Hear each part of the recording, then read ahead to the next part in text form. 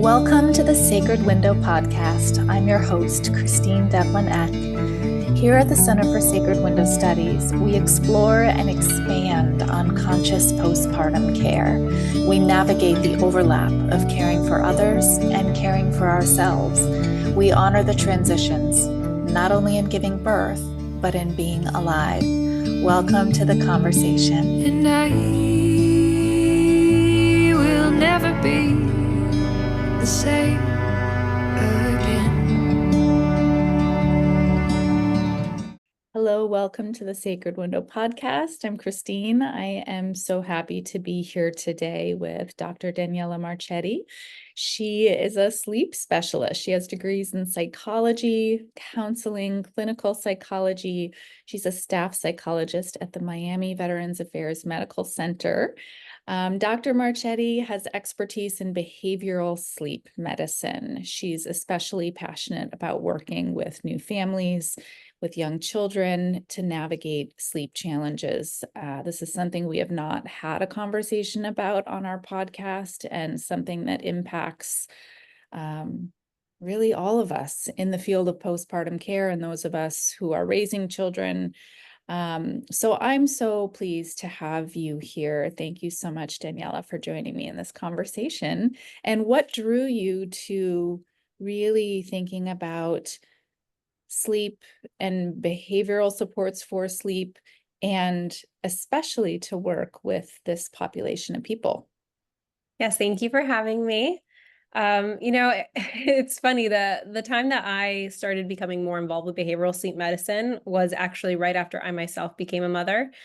And my own sleep had been impacted. And as someone that was very much formed as a clinical researcher, I had seen how effective that cognitive behavioral treatment for insomnia was, and just how robust the findings were within behavioral sleep medicine. And so I could appreciate it academically at the time. And then when I started implementing some of the recommendations into my own life, I was very much convinced that, more families should know about these recommendations, because they are accessible. People can self-apply them and get better sleep. And who better than those that are in that formative period, that is either, pregnancy or postpartum, and are charged with the task of raising young families. I think that's just a group that I'm very passionate about. Oh, I'm so glad that you did decide to do that. And I think it's so interesting too that we really kind of find our niche when we go through that process of becoming a parent, and really seeing and feeling how much of a challenge it can be in different ways for different people. And I also think different kids, I've got a few kids, and so my experience was different with each one of them. And sleep, particularly after that first baby, was really a shock to the system. And I think in part it's because we don't think about what these strategies could be ahead of time. Like, I really wasn't paying attention at all to what that postpartum window would be like. And before we started recording, you mentioned that, it's like, people don't even know that your field exists. So Very true. what are some things that we can be asking ourselves maybe ahead of time that might help set us up for a more successful experience? Yeah, absolutely. So I feel like in general, especially as women, and I guess folks are about to have new additions in their families. You think about pregnancy a lot, but you don't really think about that postpartum, or at least that was my experience. I felt like no one talked about it afterward. But yes, knowing kind of what to expect, understanding the disruption is one part of it, but the other piece is also not being resigned to it.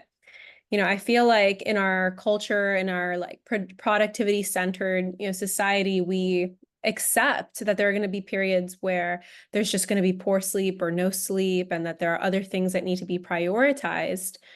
But it doesn't have to be that way. Sleep will take a hit, in those times. That's, we are being realistic, but we don't need to settle for that.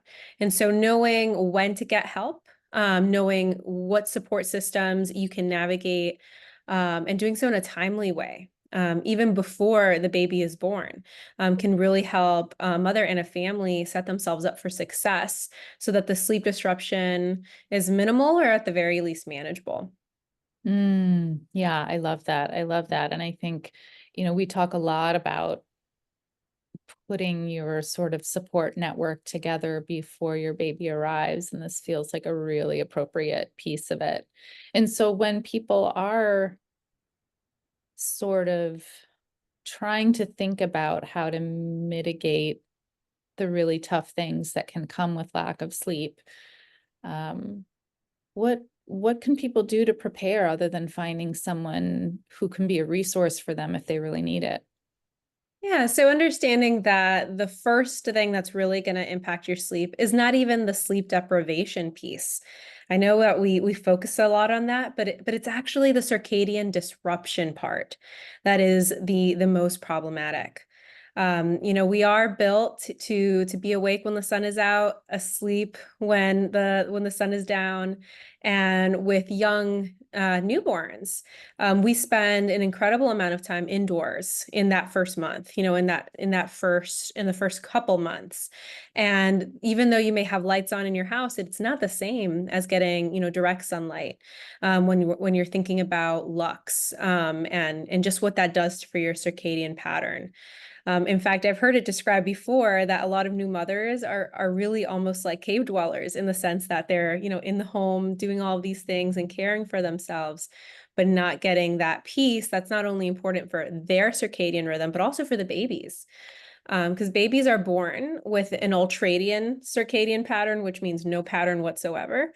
And as soon as they are into the world, then they start to figure out when it's day, when it's night. And so understanding that piece, I think, is very important, just so that mothers can understand that they need to structure their day to maybe try and get a little bit more of that sunlight in. Whether that means actually going outside for a walk or feeding by a window, or just introducing, more light earlier on or more darkness earlier on so that, the night period starts to develop in baby and mother again. So those are some of the practical things that can be done. I love that. And I also feel like, I've noted for my own children, but I've had conversations about with this with other people that it's really like going outside is such a therapeutic act for babies as well as for people. And sometimes I definitely felt like I needed that. It was to calm them down that I would actually get myself out the door, but I'm so grateful that I did because I could immediately see the effects. Even in winter cold, like I live in a cold place, so it would be snowy and cold, but still we would get ourselves out. And those are some of the best, the fresh air, all of it. There's so many other benefits that layer on top of the benefit of trying to create a natural rhythm of sleep too. So I love that. Right. And what we see most, particularly in mothers, is that their insomnia that's created, is one through repetition. Because oftentimes I see, babies that start sleeping through the night, and then mothers and families that don't sleep through the night. Now that they have the opportunity, they're not able to. It's not accessible to them. And a part of that is because they were conditioned into insomnia. And what I mean by that is that in those early couple months, you are listening for baby. And this is something that's just, out of your control, right? Your brain, your nervous system, you're listening for every little thing that goes bump in the night. And so there's this hypervigilance that happens. And especially for first time moms, every little snort, every cough that baby makes, you're just, you're very much on high alert. And so being in that kind of state puts you in not only superficial sleep, so in that stage 1 of sleep that doesn't feel super restorative, but also trains you over time to be on edge. and to almost wait for that shoe to drop. And it's adaptive, perhaps initially. There's a reason why we're like that. But then we need to be able to recognize when we've crossed that threshold into this isn't adaptive anymore. Now it's getting in the way of my ability to sleep at night and care for my family. And what can I do about that? Yeah, that feels huge. I know that a big part of what we talk about from, the Ayurvedic perspective is really helping to balance that, um, balancing the hormones. Ultimately, it's like not letting the natural oxytocin and cortisol that rises during postpartum as an ability for us to be on alert for our babies, but creating the routines, the diet, the practices around the healing person or the new family, that I would say the baby too, not just the parent, but creating that quality of rest, of the ability to let down that that instinct to jump to see if our baby is okay. There can be a balance of that to where it's not so much that it's causing harm to our long-term ability to sleep. But I think it's a very common experience for people, okay, well, now my baby's sleeping, now it's my turn to sleep, and you're like lying down and you just can't. It's not going to happen at that moment because we're too wired. Like we would say, our vata is too high at that moment. We can't just automatically drop into sleep, even though we feel the pressure to do so because we have the opportunity to do so in that moment. So we recommend things like breath and meditation, like giving ourselves the opportunity to really immediately balance out the subtle channels and kind of be able to drop into a deeper space. I'm curious if in your approach, which is so beautiful and focused on, behavioral and routines versus medication. Yeah, I'm curious your thoughts on that. Yeah, so in cognitive behavioral treatment of insomnia, we also focus on that cognitive piece, right? And the cognitive can't really be separated from the physiological. Our thoughts and our feelings surrounding our sleep very much work together. So although we lay the foundation by going over some behavioral guidelines that should be, it's a step above sleep hygiene. It's not just sleep hygiene, it's more than that. But then there's all these cognitive strategies for when we do feel anxious or stressed. And a lot of it goes back to relaxation exercises like guided imagery, meditations, breathing exercises, progressive muscle relaxation. For those who enjoy mindfulness, definitely employing some different mindfulness exercises like leaves on a stream, or even just incorporating it informally into your day-to-day routine. Because there is this like autonomic arousal that can happen when you get to bed. We see that a lot of folks might feel sleepy, let's say on the couch in the living room, and then they get into bed and all of a sudden they're tired and wired and they don't know where their sleepiness went. And that's that physiological piece. So a lot of those kinds of meditations can help bring back down that autonomic arousal to help invite sleep, so that it can unfold naturally. And I also love the opportunity to practice that during pregnancy, like it's almost like for me, it was like becoming friends with a meditation or like a whatever it was, a routine, like a breathing practice. I'm thinking of specifically that I became so familiar with that it became like a really natural, comfortable practice for me to continue postpartum, which is not always the easiest time to like try a new routine. Mm-hmm. Yeah, we always recommend, try these exercises when you're not in a state of crisis, right? So do it during the day when the stakes are low and you're not trying to fall asleep. Practice this so much that it becomes second nature, so that when that tough night comes along, you have that in your toolbox and it's not like you're doing it for the first time. So that way you can set yourself up for success. And that's why so much of this is important to talk about even before you're in that postpartum period, because these should be skills that, first of all, benefit anybody, but can definitely be practiced before it's a high stakes situation. Absolutely. Yeah. And I think for caregivers, this really fits in so beautifully with the ways that we're kind of combining care with also education. Like a lot of times, families that we're working with, if they're a brand new, if this is a brand new baby, like a new parenting situation, there's so much that's there to learn for the first time. And so to have a caregiver who is bringing in an awareness about this and who has an understanding of how to support and suggest different ways to increase sleep, increase the quality of sleep. Um, I'm curious about do you mostly do work with the parents, or are you also kind of supporting them with baby sleep? Yes, I do both.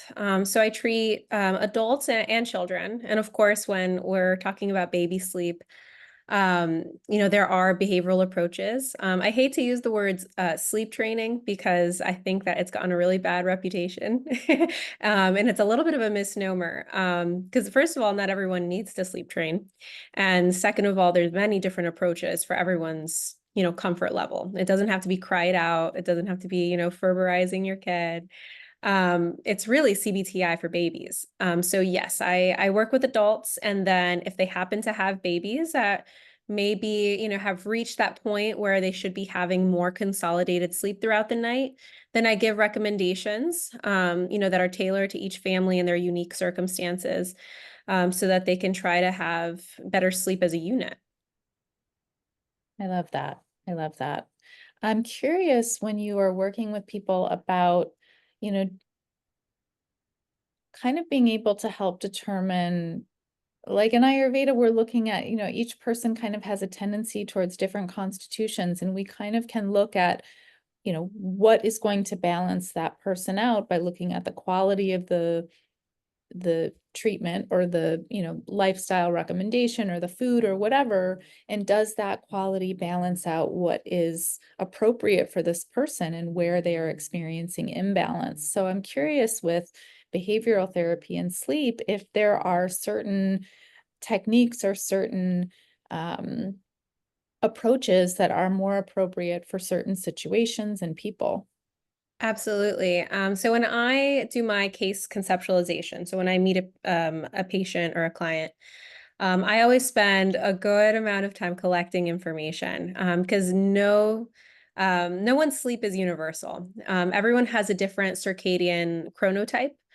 So a tendency towards maybe being more alert and productive in the evening hours or in the morning hours, or they might be intermediate. Everyone has different energy levels, and requirements for energy expenditure during the day, depending on what their job is, what season of life there is. And even if you think that someone's like circadian rhythm, uh, chronotype, if you feel like you know it, you really need to pay attention to the season of life that they're in because it changes. Babies tend to be born with an ultradian pattern. As they go into adolescence, they tend to become more night owls. We see that, and that's why there's such a push to change school start times, because there's a biological basis for that. Tend to average out in middle age, and then we all maybe regress a little bit more towards a morning lark kind of routine in older age. So there's so many changes that happen as we go through the lifespan, and it's so unique also to our culture. What kinds of behaviors and practices have been inculcated in us since we were children, what predispositions we may have, what life experience may have precipitated the sleep concern. So I do a lot of fact finding initially, just so that I can be very precise with what I recommend. And as we go through treatment, I go through a lot of monitoring, so sleep tracking and sleep logging, so that we can adjust our sales as we go. Because prognosis is also different for everyone. Mm, I love that. That is really, really cool. Do you generally see people like on a weekly basis and they're kind of doing their own logging and keeping track during the week? Yes. So weekly is best, just because they're keeping a sleep log, and then every week I can see what their patterns are, calculate their sleep efficiency, which tells me, how well or how strong the relationship of bed to sleepiness is. I can make changes to their time in bed window, of course, always in collaboration with the client, right? So making sure that they feel comfortable with the changes that are being made and with the pace that treatment is taking. But then I can always move on to booster sessions. So sometimes if let's say a case has gone really well and sleep has improved, but the client themselves may feel a little uneasy and not want to totally let go, I say, okay, well, you know what, let's schedule a month out. We'll check in, do a pulse check if you feel like it's necessary, and we'll go from there. But yeah, I do very individualized care, but weekly tends to be best initially as they're, introducing new things into their day. It feels super comforting. I love what you said at the very beginning, which was um, like I'm going to paraphrase, but it was something about like not getting fixated on the sleep and kind of like taking our attention off of it. And I think for me, I discovered that in like the difference between like after I had my first baby, I was 100% very fixated on like how many hours did I just get? Oh my gosh, he's waking up again. And it was like I was generating so much stress for myself by these sleep disruptions. And really, it was a very, very slippery slope into experiencing a lot of anxiety and feelings of just total not being in control of my own self-care and things like that. And um, as I became a parent to multiple children later on, and I kind of was able to like step back, and I started to have like this was not like a conscious shift. This was just something that was like starting to develop, I think, from my own experience as a parent and just my own evolution. But it was almost like this trust that I started to have that I might not be sleeping now, but it's okay because I am going to get the sleep that I need. I am. It's not happening in this moment, but I'm going to get it. And there was like this like total release that happened when I took my own judgments and expectations off of like, it's like I was putting someone else's formula of what it was supposed to look like onto myself. Um, and yeah, it's a beautiful, for me, it was life-changing to be able to just say, it is what it is right now, and that's okay. And I know that I'll get what I need. And then of course, like I did end up getting what I needed, but I'm just wanted to throw that out there. Yes, a large part of the work is taking the pressure off of yourself. Because what we see a lot is, it's almost like a performance anxiety with sleep. We put so much emphasis on how important it is. And, as a sleep professional myself, of course, I can admit sleep is important for many things.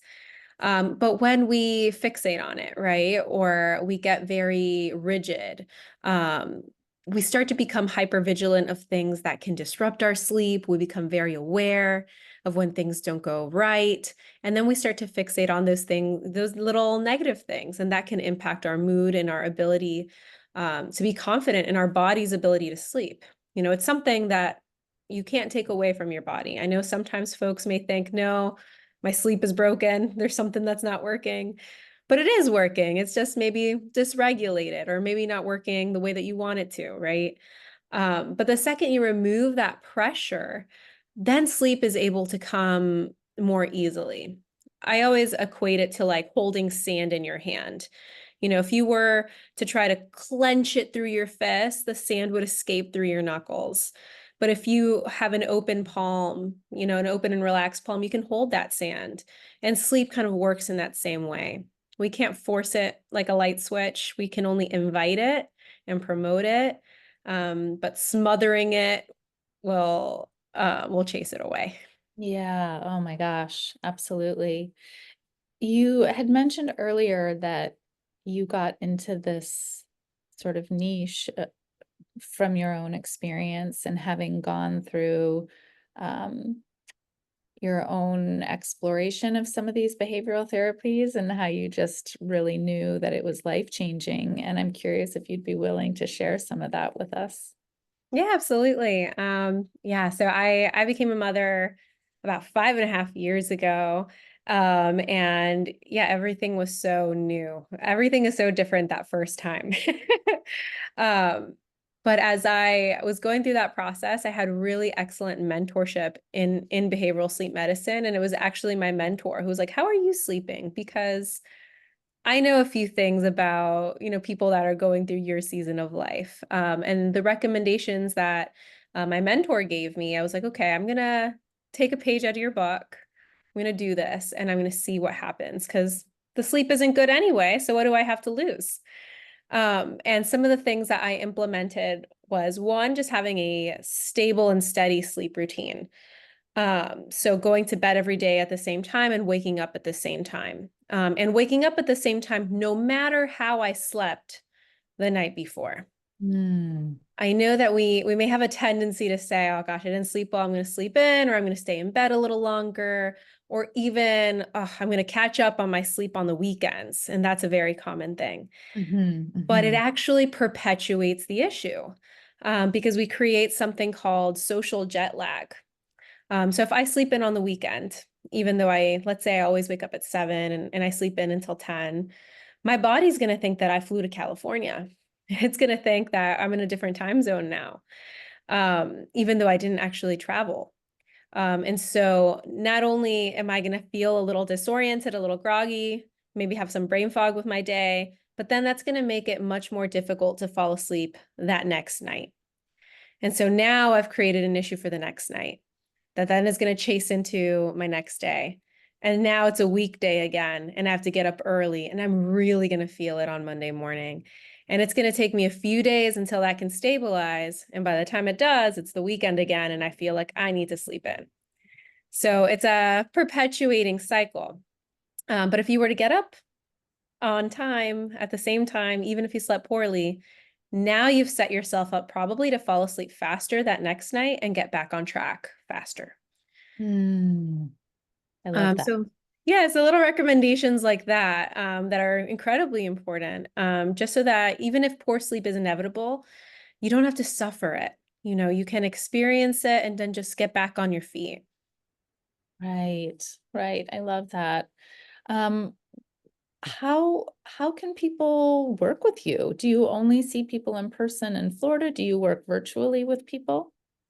So I work virtually. I am licensed in Florida, but I can access folks across 42 different states because I'm PsyPACT certified. So if you're living, let's say, in New Jersey, we could work virtually together. Any state that is PsyPACT certified. I have a website, DanielaMarchetti.com, where folks can schedule a free consultation, just a quick chat and see if we're a good fit for each other. Because just as there's no, perfect treatment, or, rigid one-size-fits-all treatment for sleep, there's also no one-size-fits-all therapist, right? So I like to invite folks just to get to know me. And if you think that we'd be a good fit, then I'd love to work with you. But if not, I have a list of many other providers that are also trained in behavioral sleep medicine that I can offer. And so my website is the best way to reach me. Amazing. Well, I just really appreciate the ways that you are doing the work that you're doing, really helping to support people's day to day rather than, sort of short-term fixes. It seems like it's really about building the habits that carry us forth far past the days where we're struggling with little ones. And also, as we move through multiple changes of life, there's going to be times where our sleep is disrupted, where we're under more stress. And so I certainly have grown to be reliant on my sort of personally developed sleep strategies, but to know that there is support when these things happen in moments of high intensity, because truly, prolonged sleep struggle in the postpartum window feels like crisis, and it does not have to. And so for caregivers out there, please know that this is a really important thing to put on your resource and referral guide to have in your circle of care community.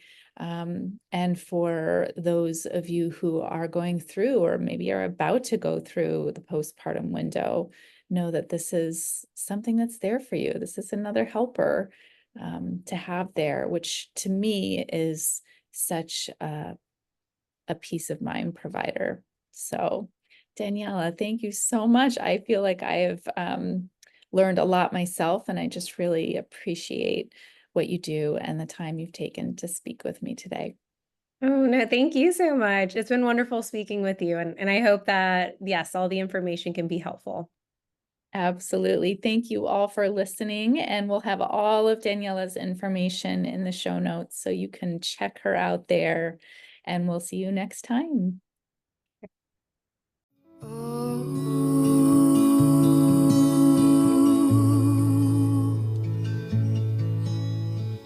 Shanti, Shanti.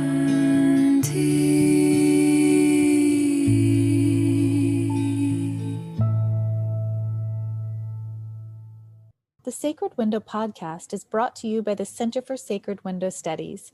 You can visit us to find out more about our online training and mentoring programs, plus resources and products for and about the sacred postpartum window at www.sacredwindowstudies.com. And our music is written and performed by Sarah Emmett. You can hear more of Sarah's music by visiting www.sarahemmett.bandcamp.com.